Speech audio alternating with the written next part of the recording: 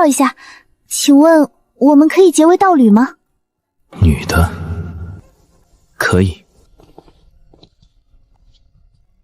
让你下山带个对象，你给我带回个合欢宗的妖女。哎，你个臭老道，谁说合欢宗的就一定是妖女了？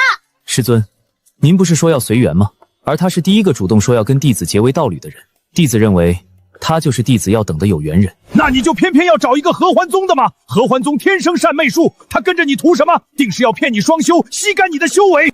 师尊，婉离他从未对我使用过魅术，而且他修为如此之低，就算对我用魅术也无用。不是，你们吵归吵，怎么还带人身攻击啊？罢了罢了，一切都是命。记住为师说过的话，一定要注意分寸，莫伤己身。是，你们下去吧。说来离谱，我和林墨尘结为道侣1个月了，连他的手都没摸过。外面都在传我吃得太好，可只有我知道，我什么也没吃到。而且林墨尘这人简直是直男中的战斗机，不管我怎么暗示他都听不懂，他越不理我，我就越起劲儿。后面我实在没辙，给他下了点草药，结果他居然说感觉身体热热的，挥剑都更有力气了，然后直接破门而出，练了一晚上剑法。谁懂啊，整个一情窍不开。难怪是百年难遇的修真天才，我真是搞不懂，这样一个人当初为什么会毫不犹豫地答应跟我结为道侣。当然是因为你长得美啊，男人都是视觉动物，遑论你这种尤物，就算是当个花瓶放在身边也是赏心悦目的。不是跟你说过了吗？没有我的允许，不准随便读我的心。对不起，习惯了。宗主说看你迟迟没有进展，让我来助你。这布袋中有一个傀儡，你只需将林墨尘一缕头发放置其中，再滴泻其上，他便可任由你摆布。这太不讲武德了吧？不过我喜欢。宗主说了，那时他自会助你死遁。师妹，你也不想被炼成药丸吧？我实在是想不通，宗主跟林墨尘八竿子打不着的关系，为什么那么执着于阻碍他修炼进程？这我就不知道了，宗主不说，我哪敢问。好了好了，不跟你说那么多了，我赶着回去交差呢。祝你顺利哦，小师妹。晚上我坐在房中等待林墨尘授课回来，时值年关，仙门百家都可来剑宗听学，但合欢宗没有被邀请。毕竟众所周知，合欢宗以双修魅惑之术闻名，为正道所不齿。即便我和林墨尘已经结为道侣了，老登依旧反复叮嘱他，不宜与婉仪一同出入，有损清誉。这让我不禁想起了宗主平时提起这些所谓的正道修士时轻蔑的样子。我们合欢宗遵循两情相悦，从不强迫，也不是什么阿猫阿狗都想尝一口的，起码得像林墨尘这样冷峻如孤峰之雪，锋芒似匣中明剑的，才值得我花上一点心思。我正想着下一步计划的时候，林墨尘回来了。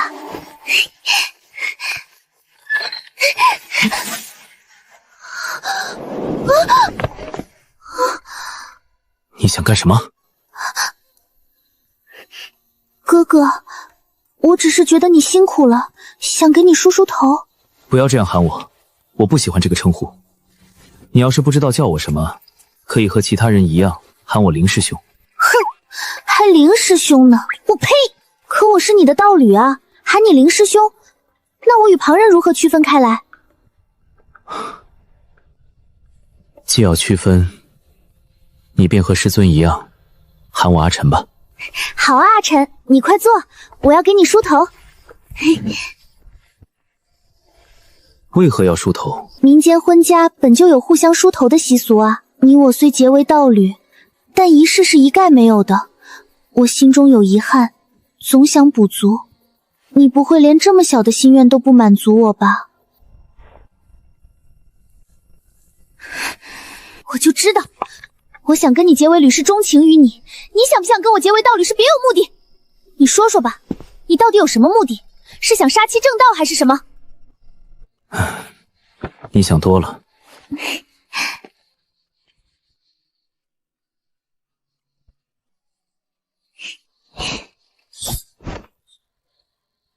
你这是作何？等，快松手！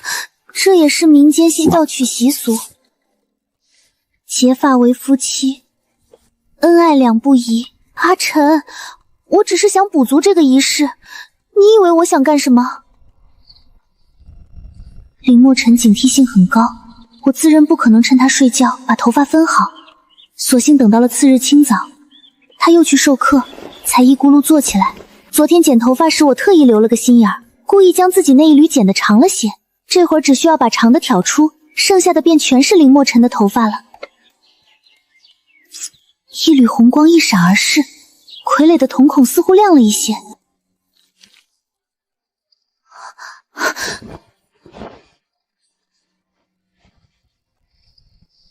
这一晚，林墨尘又在差不多的时间回来。晚上林墨尘回来后，我故意装睡，直到林墨尘彻底睡着后，过来抱我。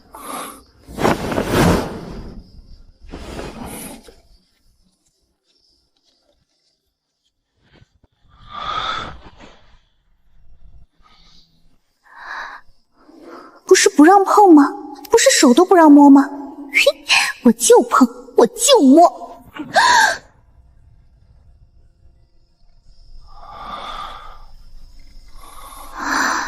吓我一跳。下一步应该干什么？亲我。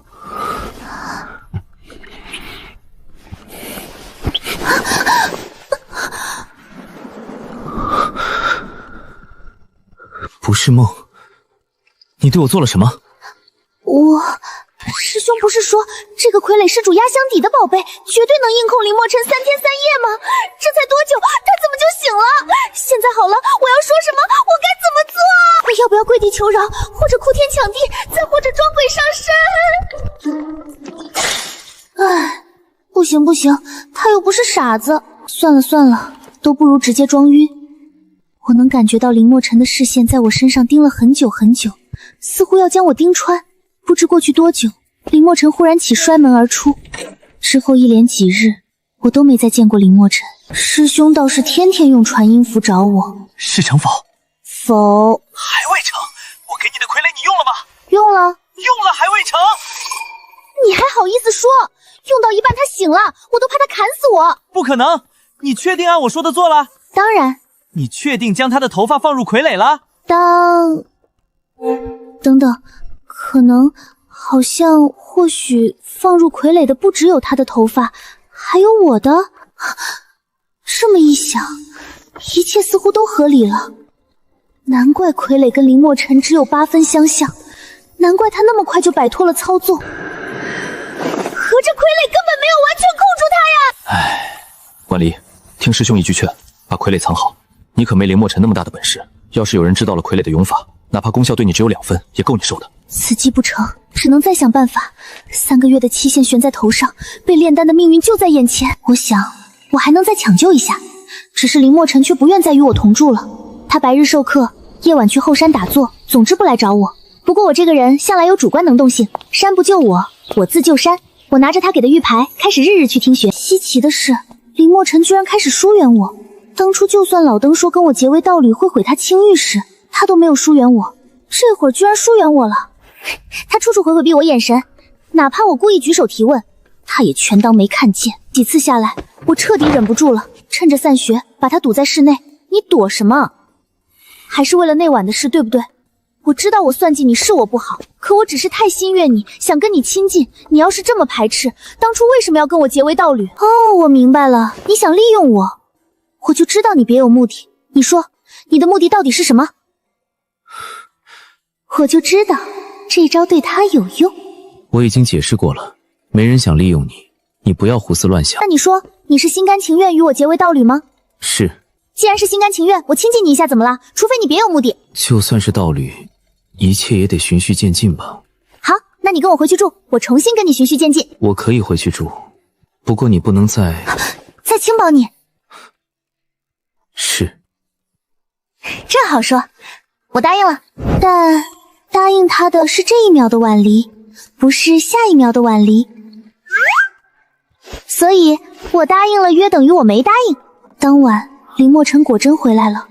我听着对床熟悉的清浅呼吸，难得有些失眠。掰着手指算算，此时距宗主给我设下的期限只剩1个多月了。可林墨尘依旧像块唐僧肉，看得着吃不着，怎么办啊？难道真的要成药丸了吗？就在这时，师兄又用传音符喊我。宗主嫌你速度太慢了，让我继续助你。你听好了，其实你上次差一点就得手了，也怪我没有提前跟你讲清楚，那头发只能是他一个人的。这次咱俩都绷紧点，争取直接拿下。唉，我倒是想拿下，但林墨尘现在更戒备了。我知道，所以我给你找了个比傀儡更好用的东西。是什么？这东西叫合欢骨，遇血则融。你想办法让林墨尘受伤，然后趁机融进他血里。此后他看万物都会联想到你，那么一切也就水到渠成了。太好了，这次我看你怎么逃过我的手心。婉离，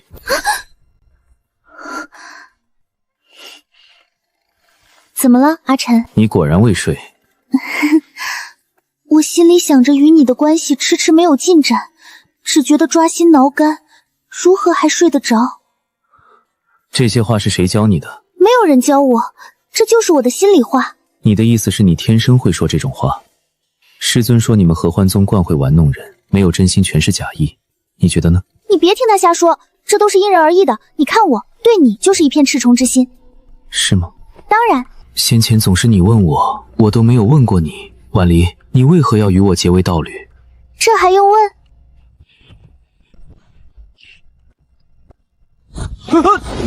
你这是干什么？你不是想跟我聊天吗？离那么远怎么聊？我一边铺着被子，一边让他往里去。其实我已经做好了被他扇飞的准备，但没想到林墨尘僵了几秒后，竟真的给我让开了位置。真是太阳打西边出来了。仙门百家哪个不知道你的名字？谁不想摘掉你这朵高岭之花？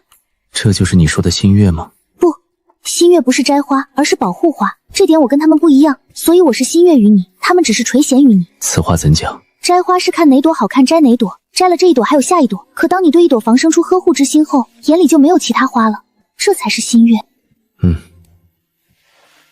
林墨尘轻轻应了一声，也不知听没听进心里。从认识到现在，这还是他第一次与我说这么久的话，聊的还是情感相关。别激动，别激动，我知道你不喜欢被我碰，我没别的意思，也不是想轻薄你。我就是看你最近在教那些修士练剑，实在太辛苦了。那些人表面上崇拜你，要与你切磋，实则个个想将你拉下马踩在脚底，他们才不会对你收着手。快让我看看他们有没有伤到你。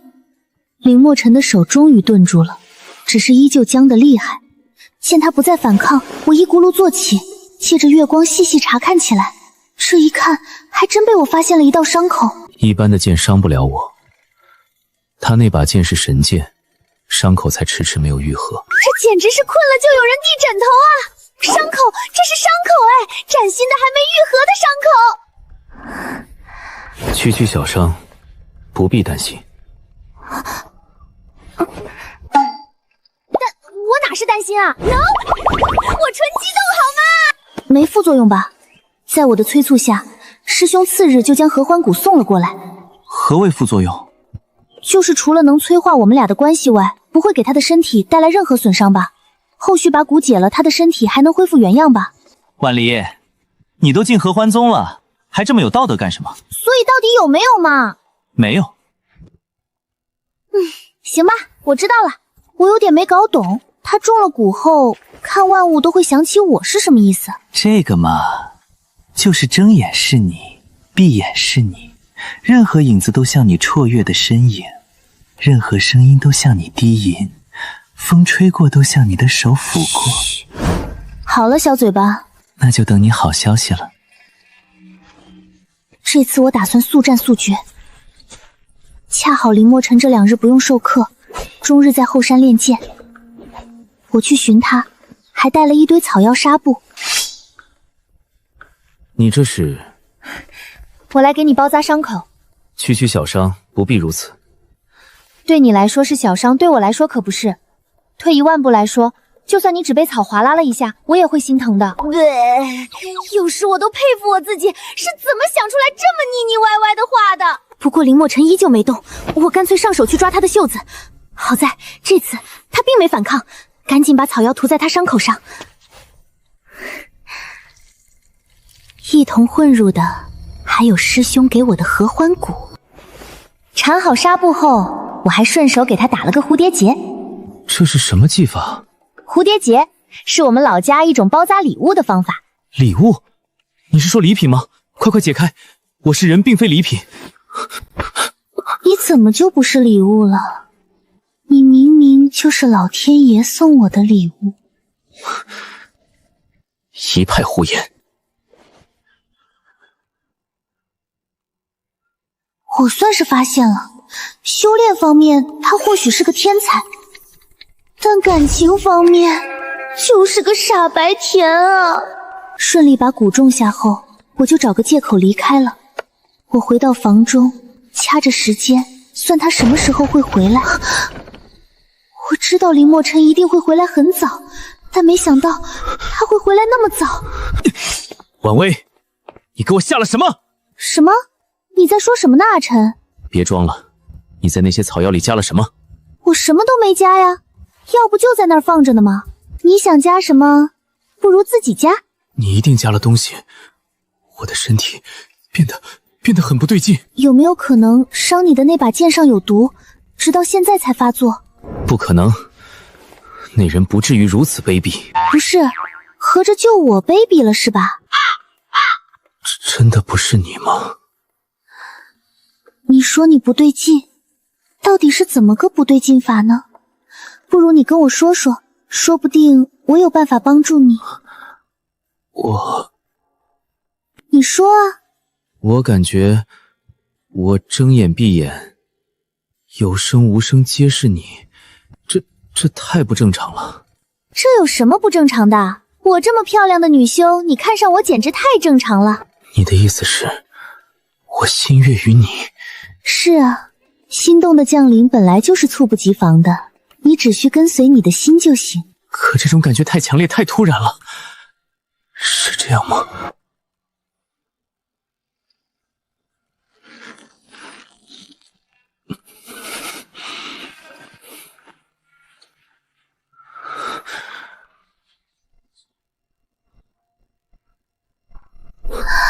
阿晨，你想对我做什么呢？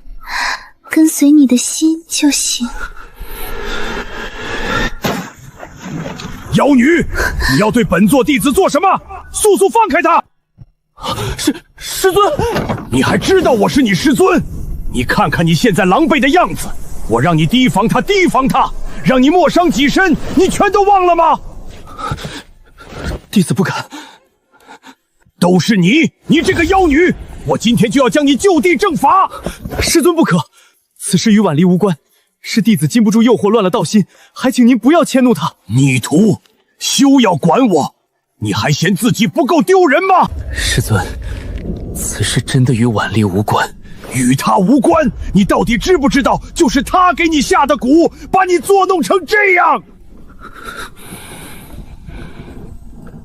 他说他没有。没有？来，当着我的面再说一遍，你到底有没有？你若再敢胡诌一句，我定拔了你的舌头！我是给阿晨下了蛊，眼下行形势实在不利于我，我只能能屈能伸的改口。但我只是太想跟他亲近了。退一万步来说，我是他的道侣，我想跟他亲近有什么错？宗主，你年纪大了，你根本不懂我们年轻人在一起有多干柴烈火。还在这胡说八道！您别怪婉瑜，他也说了，他只是太想跟我亲近，才会一时鬼迷心窍，给我下蛊。后续我一定会好好教导他，让他认识到自己的错误。我没听错吧？他竟然如此帮我说话！你这逆徒，故意拖延到此刻才来，就是想看看你能否记住为师的话，莫伤己身，莫伤己身。可如今看来，你简直太让我失望了。既然你如此相信这个妖女，我倒要让你看看你是如何被他耍得团团转的？不是，这老登居然拦了我所有传音符，他就这么堂而皇之的把我和师兄这么多天的对话全放了出来。我们吐槽，我们算计，我们大笑，我们嘲讽，那些没营养的话跟立体环绕一样，清楚的在日内循环播放。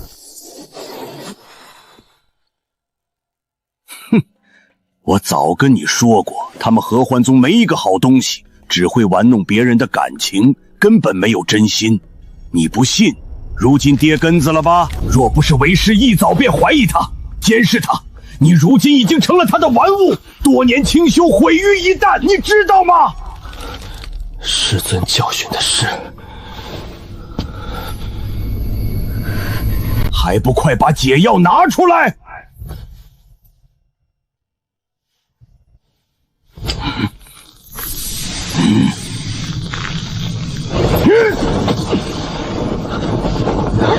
阿晨，你敢拦我？弟子不敢。那便让开！师尊，是想杀了挽留吗？若不拿他杀鸡儆猴，合欢宗日后只会更加肆意妄为，拿我剑宗弟子取乐。可是师尊，你还记得弟子为何要与婉仪结为道侣吗？师尊与弟子在意之事尚未完成，弟子修行依旧未有所突破。若现在杀了他，岂不是这么久都在做无用功？今日之事，你吃一堑长一智，万不可再被这妖女迷了心智。阿晨，不必说了。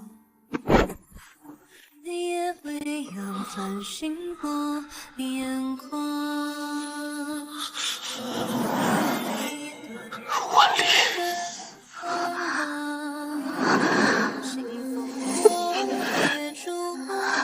很快，师兄就发现传声符联系不到我了，他又费劲溜进剑宗与我会面。贼还是他们这些老的贼，我们倒成他瓮中捉的鳖了。师兄，你把自己比作鳖就行了，倒也不用加我一起。你还有心思跟我调笑？那不然呢？你不怕被宗主拿来炼丹了？师兄，宗主真的会拿人来炼丹吗？他是不是用了夸张的手又如此啊？夸张？不，你跟宗主相处的太少了，所以不知道他这个人吧，真的很奇怪。正常的时候挺正常的，不正常的时候真的很不正常。你这不等于没说。我的意思是，他不正常的时候是真的偏执疯魔，什么都干得出来。好吧，这下真要成药源了。我已经连续失败2次了，而且这次与第一次不同，这次我能很明显的感觉到林墨尘的疏远带着前所未有的冰冷情绪，犹如一堵骤然砌起的墙，横亘在我们之间。这种情况，除了继续刷存在感，似乎也没有更好的办法了。我又开始日日去听学，谁懂？没穿越前我只要上早8，现在我居然要上早6。然而早6也没用，林墨尘还是把我当空气。时间久了，旁的修士们也渐渐察觉到不对劲儿，有暗恋林墨琛的女修竟然再次死灰复燃，大张旗鼓地追求他，又是表白，又是送发簪。巧的是，那会儿我正好和一群修士去听学，我们站在门外，清楚地看见了他示爱的全过程。一时间，所有人或怜悯或同情的目光全都投向了我。我已经有道侣了，你不知道吗？有道符也可以解除啊，更何况明眼人都看得出来，林师兄你已经对合欢宗那妖女深恶痛绝了。我相信你跟她结为道侣，一定有你难以言说的苦衷。我不介意，我完全理解你，我会一直等你。都傻站着干什么？进来吧。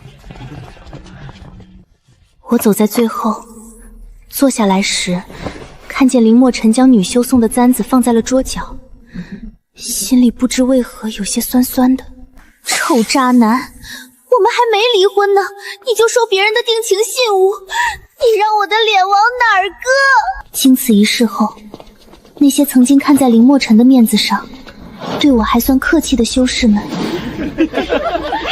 都觉得他已对我失去兴趣，又渐渐变得肆无忌惮起来。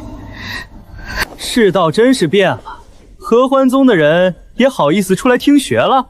谁知道他是不是听学？说不定醉翁之意不在斗，是来物色双修对象呢。还物色？一个灵师兄还满足不了他吗？我们是合欢宗，又不是青楼，我们也是正经修炼的。即便双修，也讲究你情我愿。别的不说，你们有林墨禅高吗？有他帅吗？有他强吗？我放着他不要去勾引你们，我是脑壳里长包还是眼瞎啊？岂有此理！你一个妖女还敢嫌弃我们？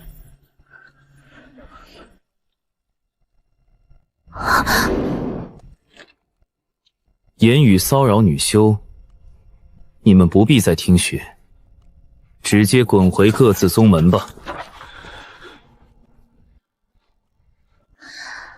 凭林墨尘的耳力，我刚才夸他的话，他肯定全都听见了。可他一句回复都没有，甚至没看我一眼。王八蛋！我不就对他撒过一些无伤大雅的谎吗？怎么这么小心眼儿？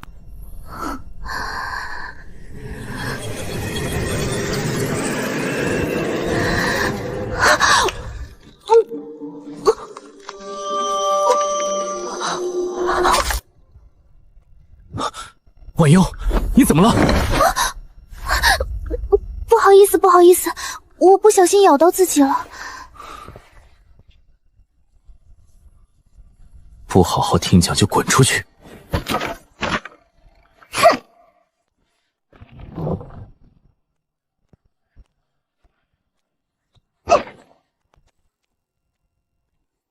只是忽然我又反应过来，我真是飘了。我现在是在攻略林墨尘啊！要是攻略不下来，我马上就要被宗主炼丹了。就这我还敢朝他发脾气？之后我又学着别的女修给林墨尘送礼。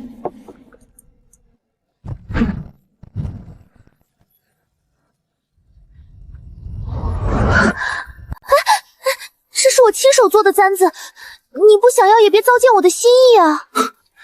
你亲手做的，婉瑶，你以为我没看见你用2个灵石直接从人家头上买走了这只簪子吗？不是，他怎么无处不在？他到底在哪儿偷看我啊？怎么我买个发簪他都知道？那就算簪子不是我做的，灵石总归是我的吧？这怎么就不算我的心意了？好一个心意，婉薇，你嘴里真是没一句真话。我没想骗你，我就是太想跟你和好了，可你一点机会都不给我，我没辙了，才学别人送簪子。我真的尝试自己做了，可我手太笨了，实在做不出来，才出此下策。下次我做不出来也硬做，肯定不拿买的烂鱼充数了。你别生气了好不好？我不是生气。你不生气就好。我确实不生气，我只是对你失望，失望至极。没人喜欢被欺骗。婉薇，你口口声声想跟我和好，却还在用各种花言巧语骗我。你一点也不笨，相反，你很聪明，你太聪明了。那我以后不骗你了，你能跟我和好吗？和好了，然后呢？见我长久沉默，林墨尘似乎一点也不意外，他又淡淡的瞥了我一眼，重新向外走去。不知道为何，我忽然非常心慌，好像我这次不拉住他，就永远不可能拉住他了一样。阿晨，你等等，你总说我骗你，但你就没有骗我吗？你口口声声说跟我结为道侣没有任何目的，但你以为我不知道你想利用我吗？而且我跟师兄在传声府里聊的东西，你不是全听见了吗？那你应该知道，我骗你只是为了活着。我要不这么做，宗主就会拿我炼丹。可你呢？你是天才剑修，没有任何人敢威胁你。我骗你是被动的，你骗我是主动的。在这点上，我情有可原，你才是情无可原。我都没有指责过你，你凭什么指责我呢？说完了。我并非想指责你，只是不知该如何回应你。婉离，你从来只管风乍起，根本不管吹浊一时春水。人非草木，从前我不知道真相，被你哄得团团转也就罢了，可现在明知你亲近我到底是为何，明知那些情话都是假的，还要让我回应你亲近你，哼，这是否太霸道，太残忍了一点？不是，我们不是在吵架吗？怎么突然感觉像表白了？这种急功近利、别有目的的渡劫方式，显然是行不通的。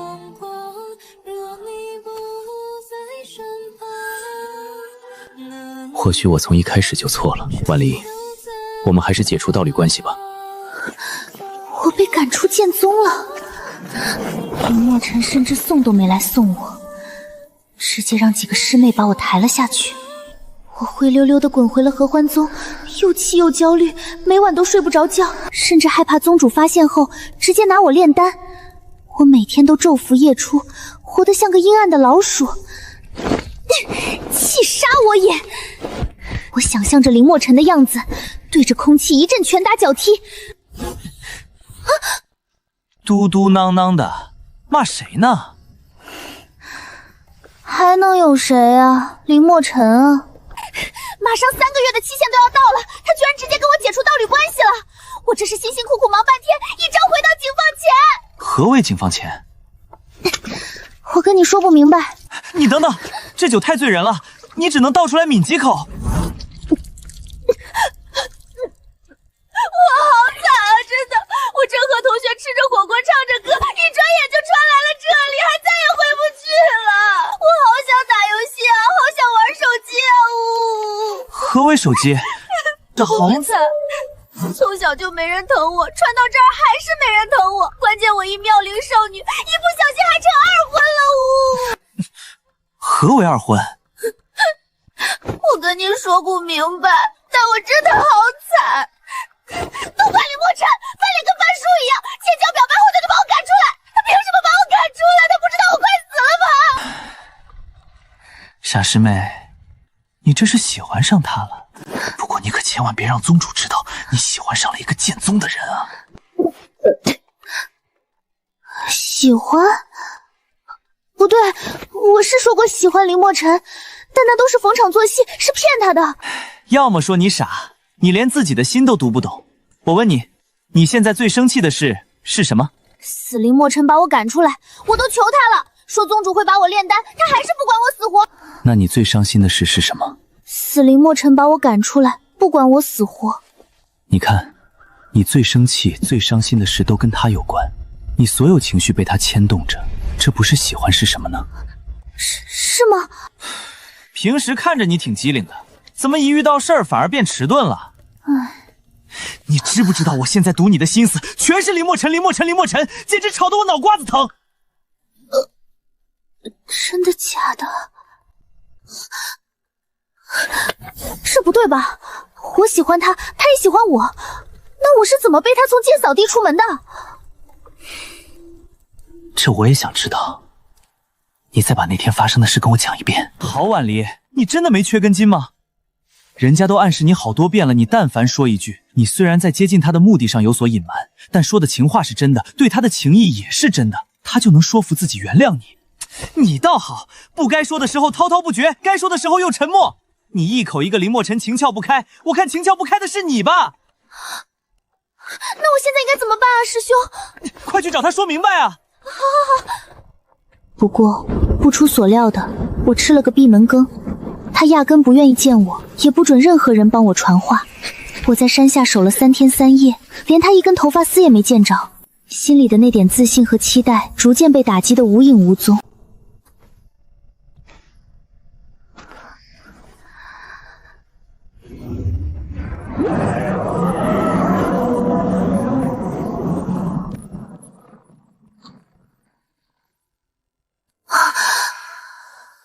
再次睁眼时，面前是一片绯色雾雾弥漫的曼陀罗花田。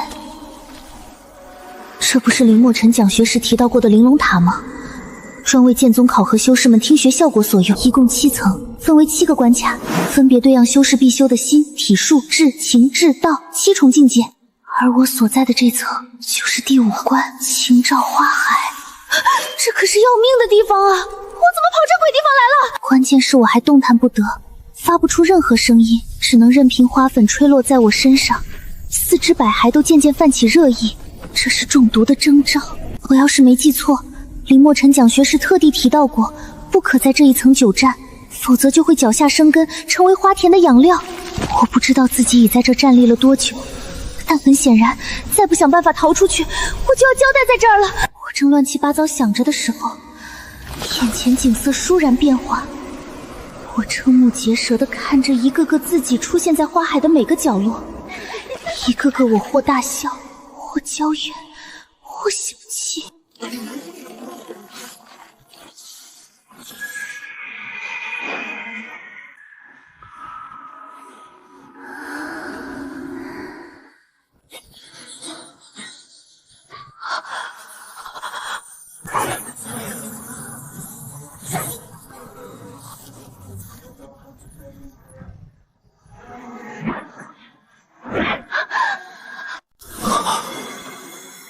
婉离，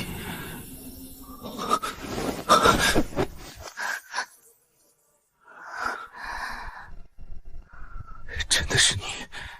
你怎么在这儿？你先出去，我没了这个圆球，只有通过全部关卡才能出塔。不过我会尽快的。你出去后要是能动，就赶紧找个地方躲起来，我会去寻你的。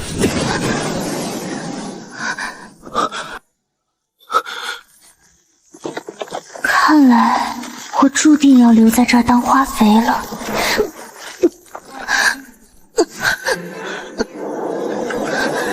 既如此，我便破了这个塔。要么我们一起出去，要么我陪你死在这里。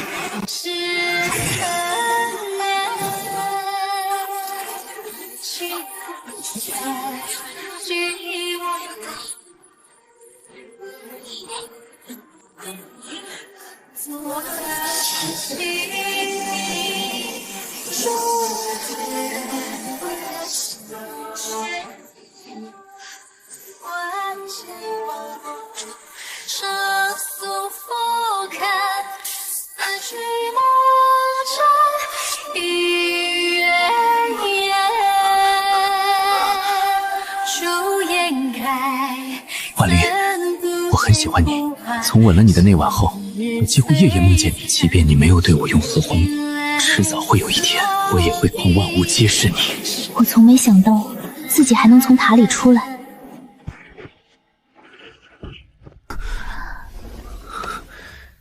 这件事不是你有意设计吧？不是。你要对我说实话，拿这种事情骗我，我应该会恨你的。真的不是。阿晨，莫要胡闹！你多年清修，飞升指日可待，万不可因一个妖女毁于一旦。阿晨，你在听吗？回答我！好吵啊，哥哥！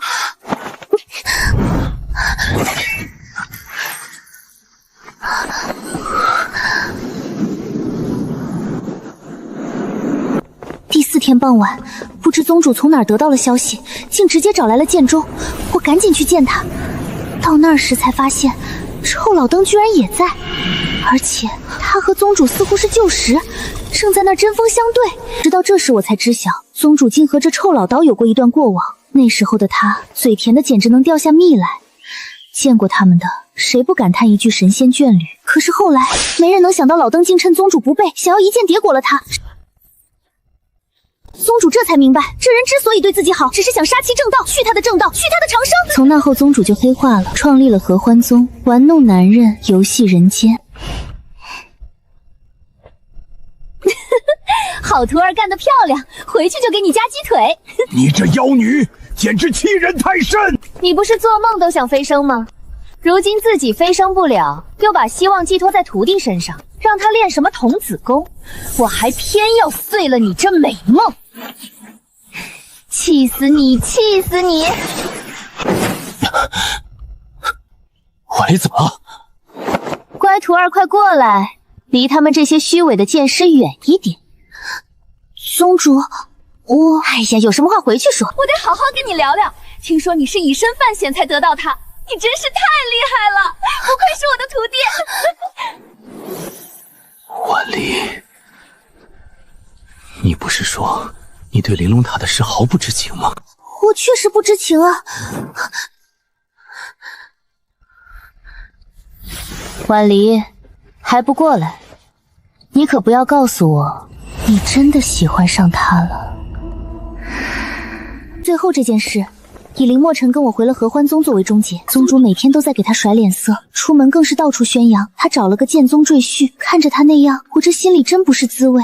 原本飞升指日可待的剑门首徒，如今却被钉在赘婿2个字上。对不起啊，跟着我让你受委屈了。林墨尘倒是无所谓，很平静地接受了赘婿这个身份。只有老登受不了，跑来劝了数回，想让他回剑宗。虽然你现在不是清白身了，但刻苦修炼还是有机会飞升的。跟为师回去吧。不了，师尊，飞升是您的执念，不是我的。我现在只想陪在婉离身边。你会后悔的。是，我后悔没有早点遇到他。你怎可如此对我？我可是你师父，我教导你多年，你就这样回报我？正是因为我感念您的教导之情，才没有直接将您扫地出门。您先前做的那些不仁不义之事，还有不久前差点置婉离于死地的事，都要我一一明说吗？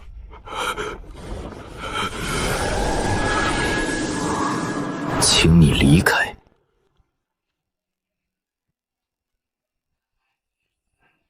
婉离，话说的这么决绝，真的不打算回剑宗啦？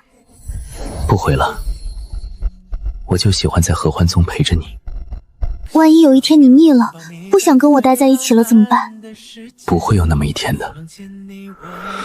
婉离，我好像还没对你说过，从我出生到现在，从没什么想要的东西。师尊让我干什么我就干什么。我活着好像只有一件事，那就是师尊希望我飞升，所以我得飞升。但遇见你之后，我第一次有了我想干什么这个念头，它是因你而起的，也与你共存。所以换句话说，我想干什么就是我想和你一起干什么，我存在就是我想和你一起存在。阿晨，我们要一直这样在一起，好吗？此后的万载春秋，每一个日落，我都陪你看。好，这可是你说的，不许耍赖。